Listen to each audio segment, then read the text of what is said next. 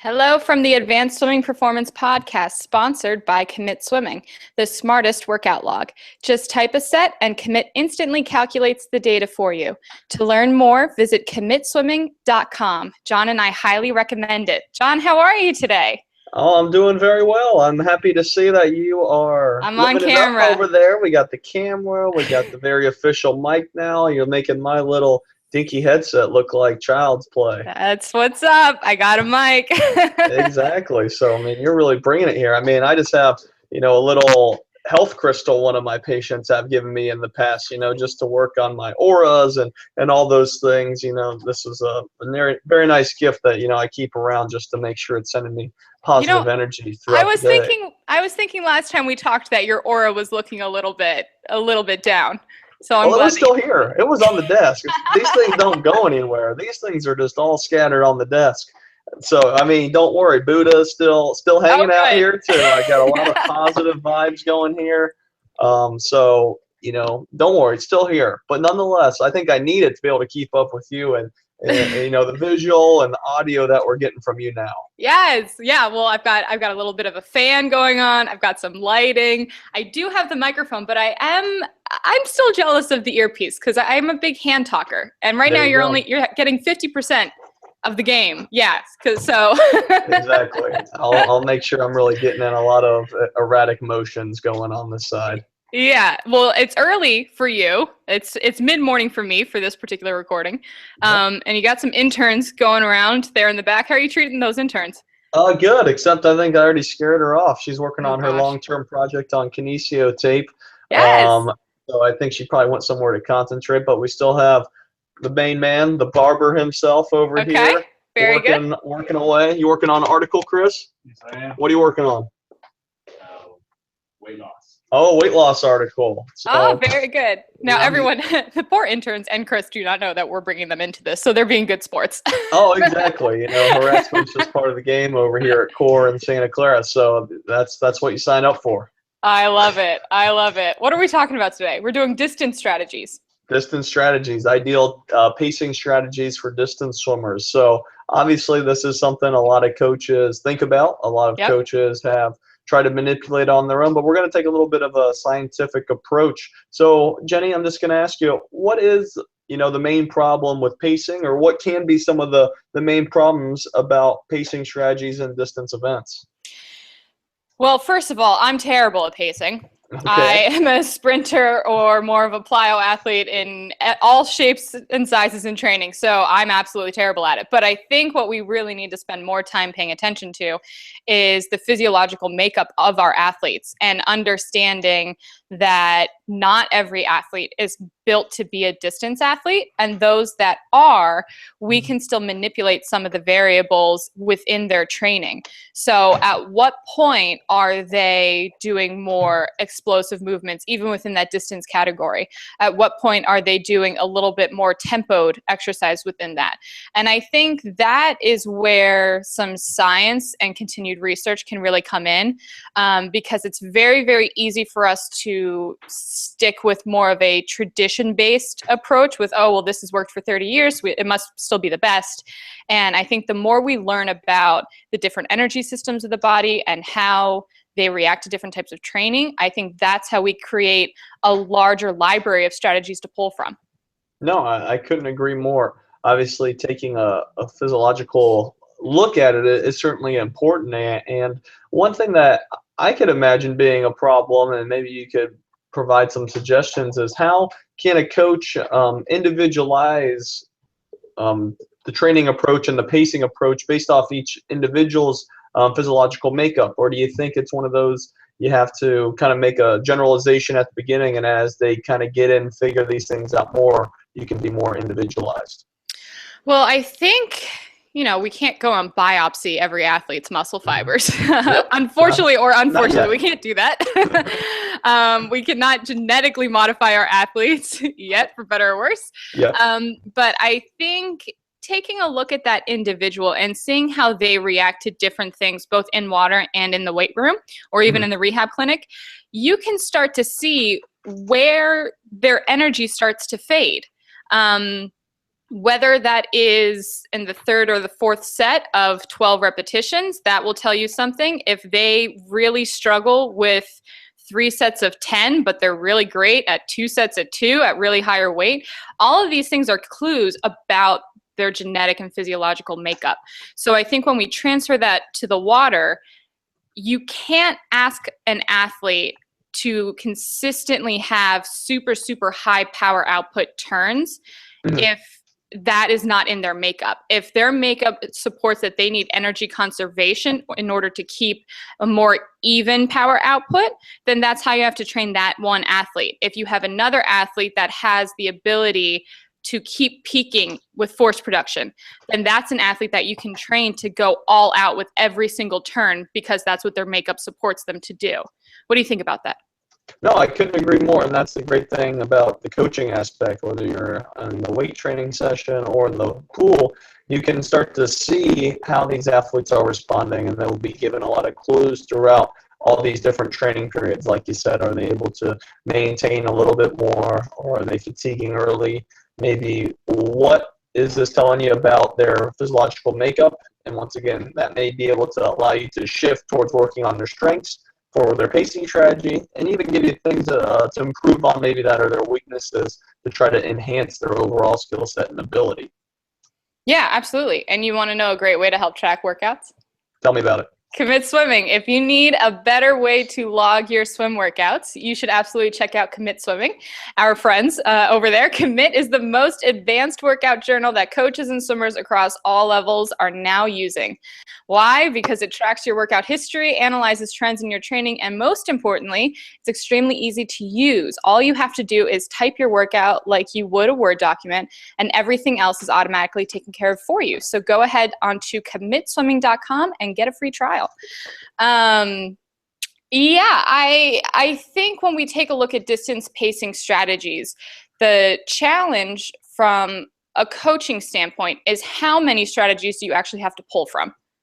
And how often are you reviewing those strategies to see if they're up to date with the latest and greatest knowledge?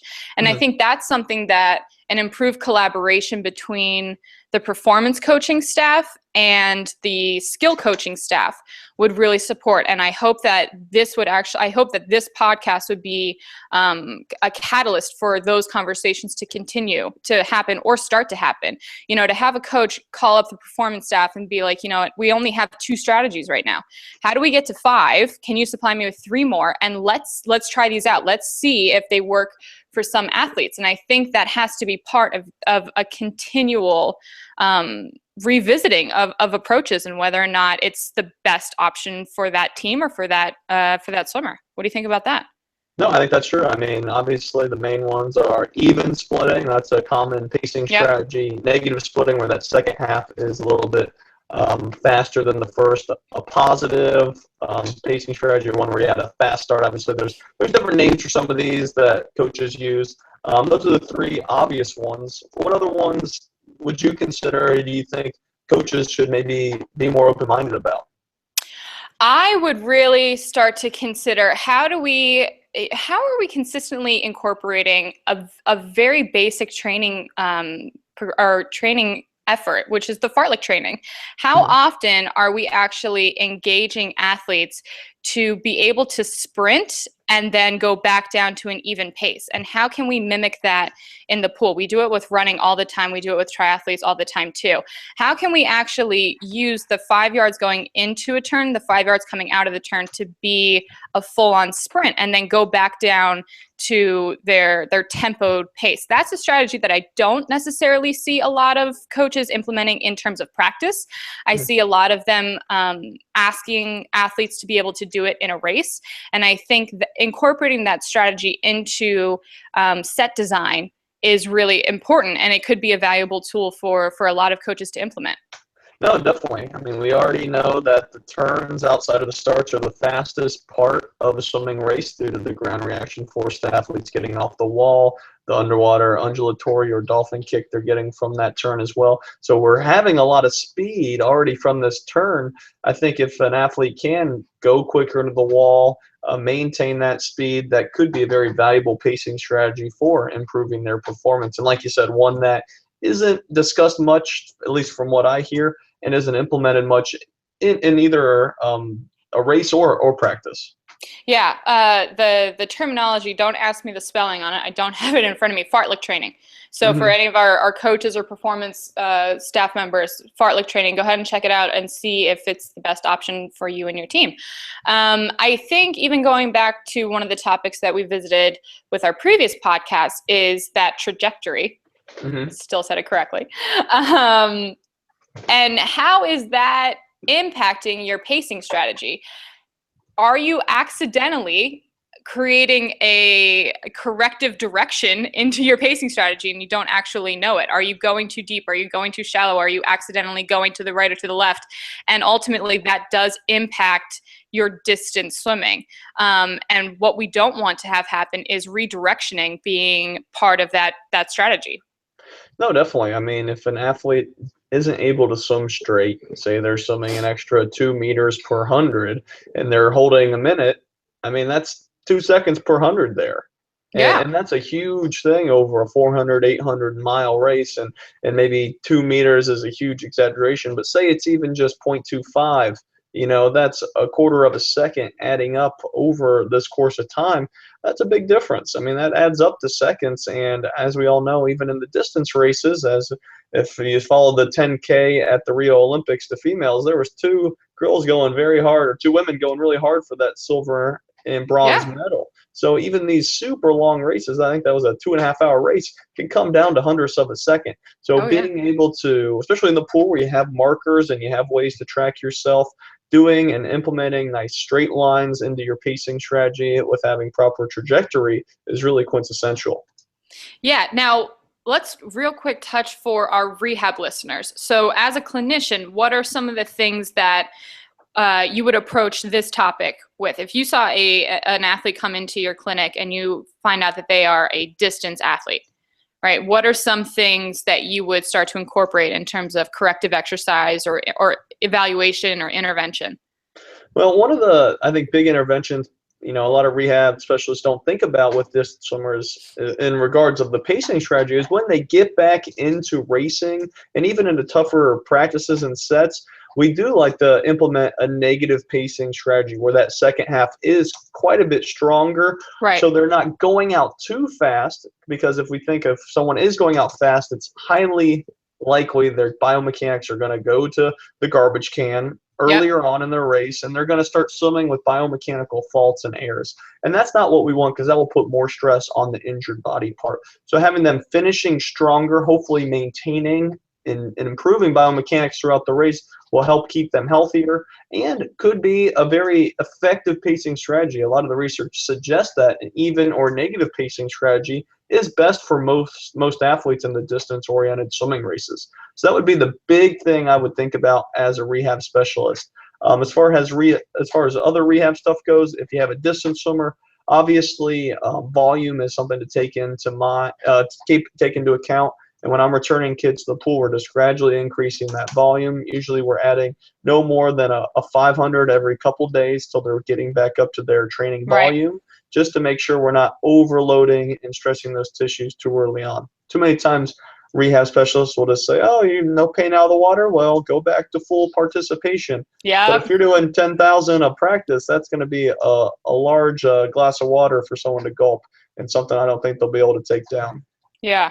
Yeah, absolutely. When I take a look at the programming for an athlete, I want to actually incorporate a few additional power reps towards the end of a set, so that I actually fatigue that neurological system and then ask it to go and do a power movement while it's fatigued. Can we make sure that we're still getting proper biomechanics? Can we make sure we're getting the proper muscular activation when the body is already tired? Because I Hmm. think even if we are incorporating a negative pacing strategy, whether you begin to have mental fatigue, whether you begin to lose your focus, whether you begin to, experience some physiological fatigue, that is when we end up with races that are down to a couple hundredths of a second apart. So that's when every little movement is going to need to be really, really effective. So I will actually try to incorporate that into our training, both in water as well as corrective dry land as well. Definitely. And just one last thing to touch on there, and you brought up a great point, is making sure you are fatiguing them. On the Yeah. rehab side, I think on the other end of the spectrum, too many PTs, even if they are going to the pool or the coach is looking at the swimmer in the pool after someone's injured and rehabbing, they're not looking at them as they fatigue and they start to hit that tipping point. And that really is important as the athlete is progressing. Because Yep. someone could swim nice and easy or even, 500,000 pace without discomfort, but we want to be able to do it repeatedly, put them under stresses, get them to fail, and see if they have pain or what happens with their biomechanics. Yeah, and I think real quick, because I know we're going to end up soon, I think that's a really critical time for the rehab or corrective team to work with the performance and the coaching staff. I think that's when everyone should be on deck, because it should be a very controlled return to sport protocol that you are using every person available to put that athlete into a stressful environment. And stressful being, let's test and see how their body's reacting as we continue to challenge it, and still do right by the body. So I think having all three sets of eyes with all scopes of practice, that's how you really stress an athlete for a proper return to protocol. Wow, everyone on deck together? Everyone on deck. Wow, mind Skype blowing, or but whatever. Yeah. huge. No, Yep. no doubt Yep. about that. Especially on a college scene where you have this stuff available. Why doesn't it happen? Blows my mind. I know. Anyway, anything else you want to close with? No, that is distance pacing. Our lives are pretty boring right now. My microphone is the biggest thing we have to talk about. John's got some healing crystals. And we will see you all for the next Advanced Swimming Performance podcast. All right, take care. Take care.